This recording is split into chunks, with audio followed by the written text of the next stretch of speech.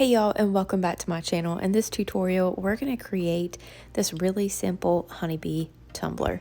We are only giving this a one color glitter as a base, and then we're going to add a sheet of UVDTFs. I mean, pretty simple. I have already spray painted my base with Treasure Chest from my color shot. If you're looking for some good spray paints, those are incredible. The only one that I do not like out of the entire My Color Shot collection is the clear.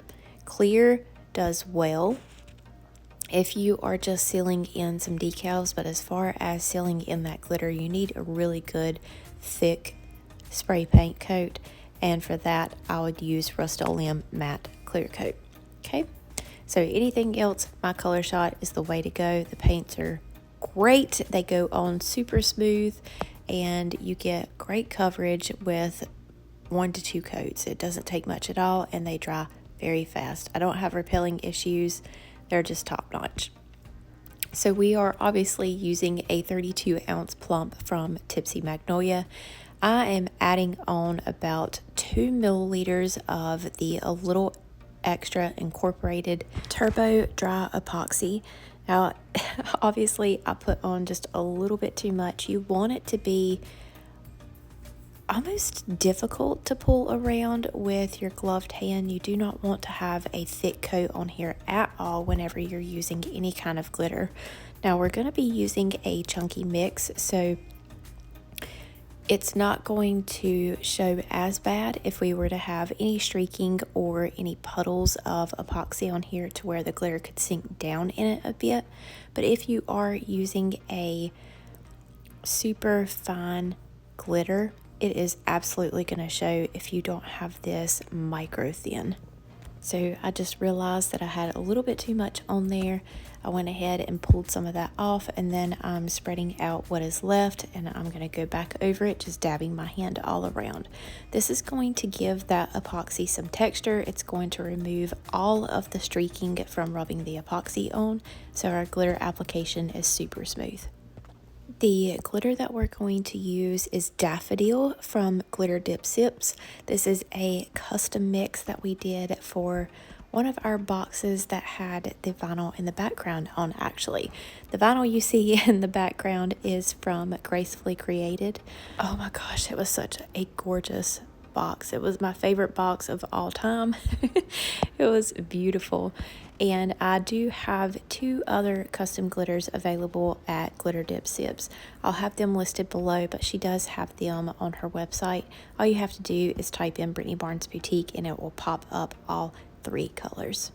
Now, all 3 of those glitters have opal in it, so whenever you put it on a base, it's going to have a little bit of that color that is reflected through.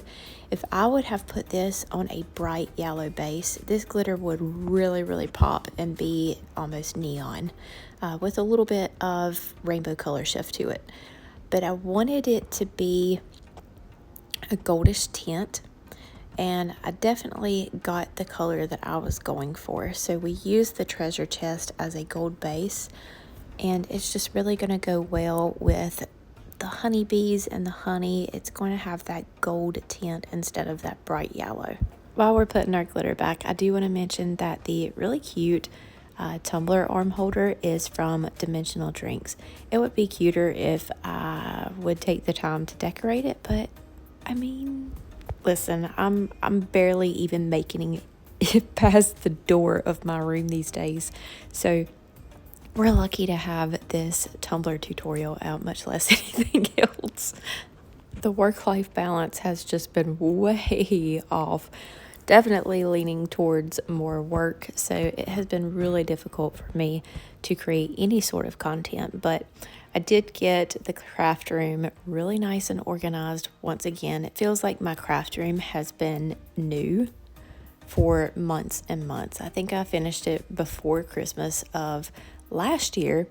And man, it feels so good to walk into a space that's just bright and inviting and organized.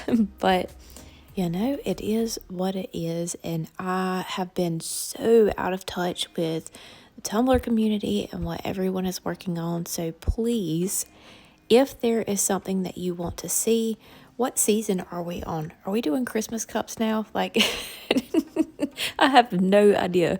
So I know this is a springish tumbler. I guess it could be fall, since we do see sunflowers in the beginning of the fall season. But let me know what you want to see next. What are you working on? What do you want to create for your customers? Do you want trays? Are we working on summer still? What about fall? I guess people are still doing Christmas in July. I don't know. I'm depending on y'all to catch me up in the comments, okay? Let's get back to this tutorial because I am just blabbering at this point. So after I have got the entire tumbler coated in glitter, I'm going to wrap it up in my piece of paper and flatten all that glitter out. That's going to eliminate having to use a lot of epoxy to get this smooth, and you don't have to sand as much when that glitter is flat. So I did 2 coats of a little extra incorporated epoxy. I applied the first coat pretty generously. I sanded in between and then applied a second coat to get it nice and smooth. And I must say that Daffodil looks amazing on top of Treasure Chest, especially when you have the a little extra incorporated super high shine epoxy on top of it. So I believe that these are from either earlier this year or late last year. I created tons of UVDTF sheets with Southern Belle glitter. These two coordinated together, so we are just going to go through these and kind of wing it, which is pretty brave considering that UVDTF is not removable. So when you put it down on your tumblers or whatever project you're working on, it is stuck. But with anything that I create for any company, I try to keep in mind that we need small details to use as fillers. So if we're winging it like this, or if we just so happen to end up with an empty space that needs to be filled, we have plenty of options to use to correct the issue. When I create these sheets, whether it be for Gracefully Created or Southern Belle glitter, I want to make sure that these will fit your tumbler or whatever project that you're working on. What I usually do is create a template of a 24-ounce plump from TIPSY Magnolia. I know that is one of the sizes that I primarily use, and it's a super popular size for your customers. So I usually create a template for that, and then I will lay out a lot of these images on that template just to know that there's at least a couple of designs that's going to work very, very well with each other. And I can apply that to a tutorial and show you how to use them, or at least give you an idea. I don't just slap a bunch of images on a sheet that coordinate with each other. I really put a lot of thought and time into these to make sure that it is going to work for you for any project that you're working on. I'm sure someone is going to ask what the difference is between UVDTF and a white element vinyl decal. There's not a huge difference in application and looks, but there is a big difference in the versatility of each of these types of decals. So a UVDTF you can use on nearly any surface. You do not have to put epoxy on top of it to seal it in. However, if you are working on a epoxy product, like we're doing a cup, or if you do any sort of tray or anything like that using epoxy, it boils down to quality whenever you cover it up. So I'm not just gonna stop here because I don't have to put epoxy on top. What I'm gonna do is apply all of my UVDTF decals. I will put a very thin coat of Rust-Oleum matte clear coat on top of everything. That's going to give these super slick and glossy decals a little bit of texture so my epoxy is not going to repel. That's all you have to do. and then finish it off with 2 coats of epoxy. Not 1, you want 2 at least, just to make sure that they are sealed in and protected very well. You can apply these to almost any surface. So I have put them on plastic. I have a couple on top of my laptop. You can use them on the glass can tumblers. That is what they're super popular for. But you can basically put these on anything that is a smooth surface, and they are permanent. They will stick really well.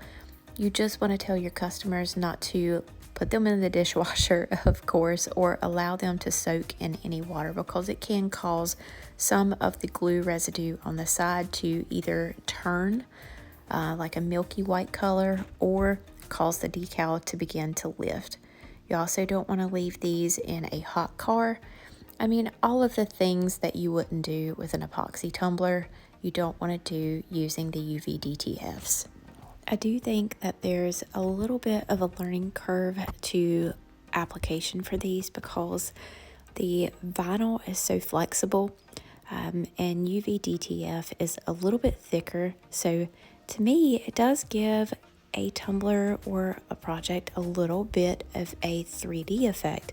Although it is nice and smooth because we'll be applying our epoxy over top of it, it does look like the decals stand out from the background just a little bit more than what vinyl does. But that is a result of the ink being much thicker than what it is on a vinyl decal. So you cannot bend or crease any of the decals or images as you are applying them. You do have to be careful not to put any sort of crease in them, because it will cause it to crack. Whereas vinyl, you can bend it all kinds of ways and it's not, of course, going to crack. And once UV DTF is applied, it's stuck.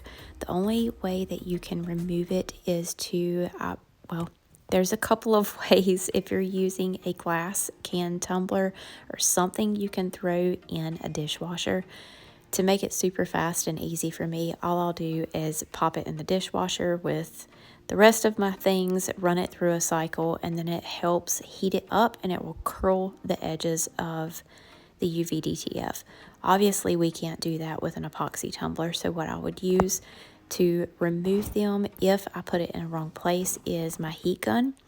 And unless it's a very, very small image that you're able to pull off in one little piece, you're most likely going to ruin the image as you're pulling it off with the heat gun, or the heat itself is going to cause the edges to curl, and of course ruining the decal. Now, if you've been around for a long time, then you have probably seen application using some water or Windex, dish soapy water. If you take a couple drops of dish detergent and put it with some water in a spray bottle, you can spray the surface that you're applying the UV DTFs to, and that will help you get your placement before officially pushing them down permanently to that surface. You can also use Windex. It does not damage your surface that you're working on or the glue on the decal. You do just want to press them down really well and squeegee the soapy water or Windex out from under them. Allow it to sit for at least 24 hours so that it dries underneath and all around the edges of your UV DTFs. Then you want to run that under some water, wash it off using some dish soap before you apply your epoxy, so there's not any repelling and there's no residue of that soapy water or Windex left behind before you do that epoxy application. That will be really helpful, especially for beginners using the UV DTFs. It will help you get them in place without ruining your decal by pressing them down too soon or in a place that you don't want them. Now that we have went over everything that I can think of with UV DTF, let's talk about vinyl. Vinyl is probably still my favorite, simply for the fact that it is removable. I am crazy accident prone, and I change my mind like I change clothes getting ready for somewhere. So vinyl is probably still my favorite, but obviously I always have my UVDTFs on hand because it is awesome for last minute things, because you can just whip up a glass can cup or a plastic tumbler really quick using the UVDTFs. You cannot do that with vinyl, because vinyl you have to have, or at least the removable vinyl elements that I use, you have to have a coat of epoxy on top of them to seal them in and protect them from removing. So with vinyl elements, you want to trim out super close to the image itself where the UVDTFs are individually printed. So there's no trimming out around them or having to get really close. They're already cut out on the sheet. Vinyl, you have to cut really close to it so you don't have so much clear negative space around it that you'll have to press down to the tumbler. Sometimes that can be very easily missed, and then you might see the edges underneath your epoxy. Oily residues and lotions and things can also get trapped underneath that clear portion on vinyl, and it will be visible under epoxy, especially if you're working on a dark surface. So you have to be very careful how you're handling it, especially if you have already applied a decal and you're wanting to lift it up to remove it and put it elsewhere. So now you have the pros and cons to both vinyl and UVDTF. I think it all boils down to personal preference and whatever project that you're working on at the time. So if you've been afraid to try the UVDTFs, or if you have tried them and they didn't work out for you, let me tell you, I have tried many UVDTF products with different companies, and there is a drastic difference in quality. So if you have tried some before and they cracked and popped, didn't come off of the transfer sheet, absolutely give them a try at Southern Belle Glitter, because they are incredible quality. Gracefully Created carries them as well, and they are really good quality there. There can be a huge difference in the quality of the UVDTFs, where I feel like vinyl, it just basically boils down to the image vibrancy, like the brightness of the colors and the quality or clarity of the image itself. But UVDTFs, it can be all of the above and then some, especially the thickness of the images and the type of transfer paper that they use. There's all kinds of factors that go into it. So if you have tried it before at a different company and it didn't work for you, definitely give it a try at Southern Belle Glitter or Gracefully Created. I guarantee that they're going to work a whole lot better for you if you've got something somewhere else that did not. Okay, so I feel like at this point I have covered all of the basics for UVDTF and vinyl element decals. If you have any other questions about either of those, please feel free to drop them down in the comments for me, and I'll answer them as best as I can. I feel like I have blabbered this entire tutorial, but I wanted to cover all of the information that I possibly could, and I miss y'all. It's been so long since I was able to do a tutorial or a voiceover, and it just really feels good to be able to chat with y'all and explain what I'm doing, go over some things, and create something beautiful. As I reviewed earlier, once we finished our application of our decals, I went over with a very thin coat of Rust-Oleum matte clear coat. That gave these decals a little bit of a texture rather than the super glossy surface, so our epoxy does not repel once we apply some heat and pop those micro bubbles. In our final video, you will see that there was some dimples, but that is simply because I did not put the second coat on there quite yet. I'm going to very lightly sand this and apply a final coat. I really just wanted to get this tutorial out for y'all because I know that you're looking forward to one. It's been so long. Now, I do want to let you know all materials that I have used will be listed down in the description. However, with the crazy economy right now, some of those affiliation codes may not be active, or have changed. And I know I hate it as much as you do, but these companies have to do what they have to do to keep on going, and we absolutely want them to because they have some pretty amazing products. If you're still here, thank you so much for sticking around to the end. I am going to give away this tumbler, so be sure to like this video, subscribe to the channel if you aren't already, and drop a comment down in the comments for me. You could just leave a comment to chat or let me know what you'd like to see in upcoming videos. I really want to get this going again, and all of that is going to help us get there. And I'll pick a winner from the comments on July 20th. I will not comment before then, y'all, okay? Don't respond to scammers, right? Well, thank you all so much, and we will see you next time.